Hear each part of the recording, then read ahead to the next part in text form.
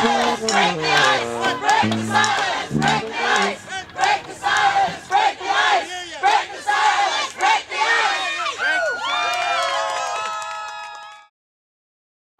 the goal today is to go to the Freeburg County Jail and to play music and make noise and be there in solidarity with the people who are inside, who are mainly ICE detainees.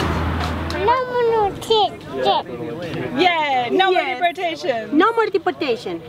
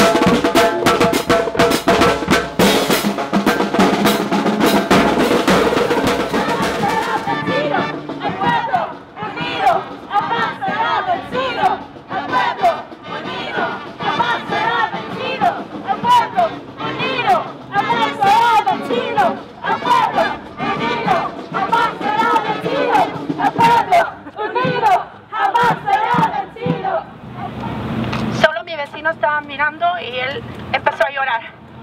Después de ahí entendí que mi vida se había acabado. Estaba dejando 3 niños pequeños.